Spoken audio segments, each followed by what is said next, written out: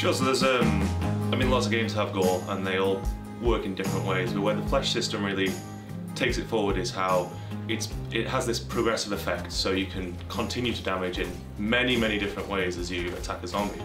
I think other games, well, if we didn't have the flesh system in Dead Island 2, you'd be hitting a zombie, you might get some effect, you might get like a wound on the zombie that you know, you get one, you get two, you can chop off arms, but you can't get that progressive feeling where you get this, you can fight it for ages, a zombie for a while, and just get more damage, more feedback, and that real feeling that the zombies are made of something, that they've got bits inside of them, and that they're sort of a volume of mass instead of just a shell that you're hitting.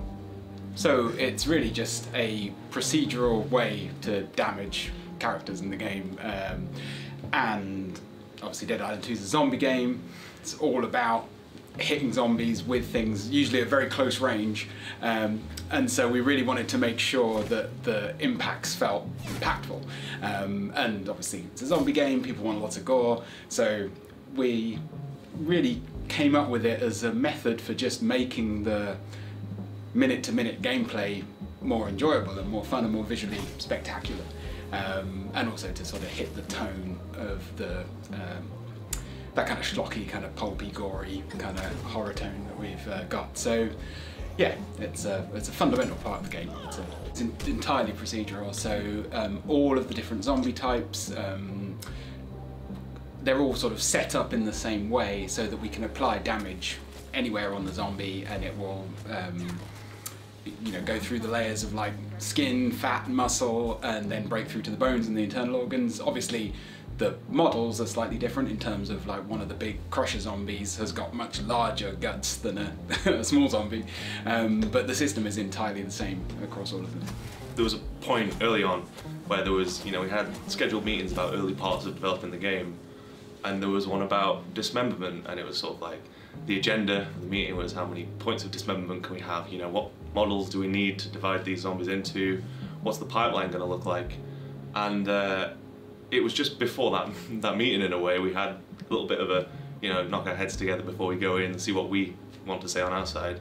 And, you know, we had these ideas. We thought, oh, we can do this procedural system. And then these questions about how many points of dismemberment, what do we need to break it into, they just sort of got flipped on their head. It was like, well, there's no need to decide how many points of dismemberment. There's no need to decide how many pieces we need to break the zombie into.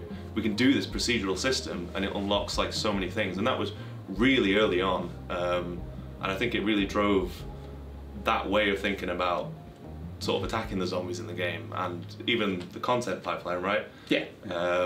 You know, it gave us this, it empowered us to sort of say, from early on, we want a new zombie. Do we have to make all the pieces of the new zombie? Well, no, we just need to make the zombie and then apply the flesh system to it. And that all just works. And it was really good to have that locked in really early on.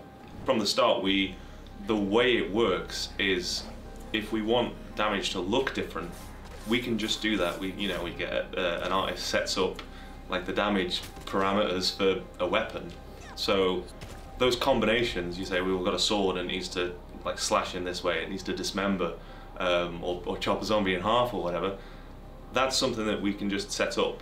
And if we want a different way, we want a sledgehammer, it's got to have this sort of blunt impact look to it. Again, we just set that up on the weapon, and then that works across all the zombies because they've got this single unified system for damaging them.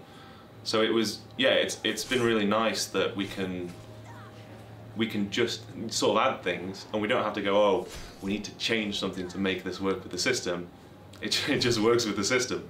Yeah, that's a really good point, because I think like a lot of other systems that you see in games, there'll be like kind of decals that get applied, or like, you know, switchable like bits that happen, and so yeah, then those bits then have to, if you wanted to do something different for a sword or then like a sledgehammer, you'd have to make different models for those, figure out how they were going to fit in, all that stuff, whereas actually the precision of the system is enough with the flesh system that we can just say, okay, well, the damage is here, and you'll get a slash and it will look like a slash, whereas with like in the sledgehammer you go, well, it's here and it's a bit more of this kind of shape and it'll look like that. And there's actually a lot of things They aren't immediately noticeable, I don't think, when you're playing, but they're there. Like, we can put like bruising around the wounds and stuff like that, so that you get kind of a different result from different types of weapons. Yeah, and it's something that we did have to balance across the course of development, because obviously you want the wounds to look, you know, impressive, and we have a thing where we've got some weapons are very small, so you've got like a dagger, right? And it's like, if you like stab someone with a dagger and like take off like half their chest, that doesn't feel right. So you can't do that. And then we've got other weapons that are larger, like sledgehammers and stuff like that. And so you can, in theory, go up to a zombie, just stab it the same time, like a few times in the same place, and then obviously you're not going to get a lot of damage over the whole body. So we've really tried to like kind of balance it so that when you do a hit, depending on how much health the zombie has left and how much health that particular part of the zombie has left, it will kind of feel like the result that you get from that hit is kind of indicative of how much health the zombie has. So if you do a little stab and not a lot happens, but you get something, then he's still pretty tough. I mean, if you do a stab and you take quite a big chunk out, then he's closer to death. So yeah, it's definitely something we've thought a lot about and put a lot of work into getting right.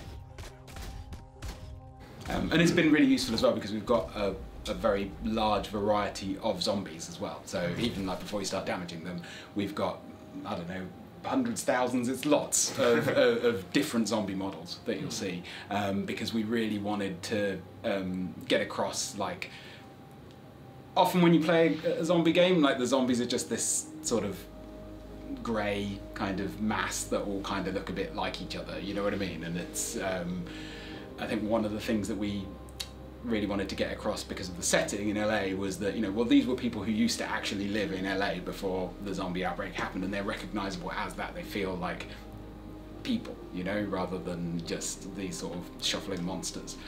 And because we've got all these different character models, because we can just treat them all with the same system, we don't have to author specific things for each of the different. So if we then go, oh, we need a new group of zombies because we want the I don't know, police station to have police zombies in it, or whatever it is, then we can just go, okay, we just build the character models, and then that's basically it, and then the flesh system takes care of the rest. So it's definitely been helpful in that regard. I mean, I think it's made life more difficult for the character artists in other ways, because obviously they had to, like, you know, every single zombie now needs to be, like, you know, fully modelled internally, but that asset is shared across any zombie of the same size. So it's, yeah, everyone's the same on the inside. That's the positive message of Dead Island 2. One of the parts of that variety as well is, if we think we want zombies to have a different set of wounds, we can use the same system to apply those wounds. So the artists don't have to go,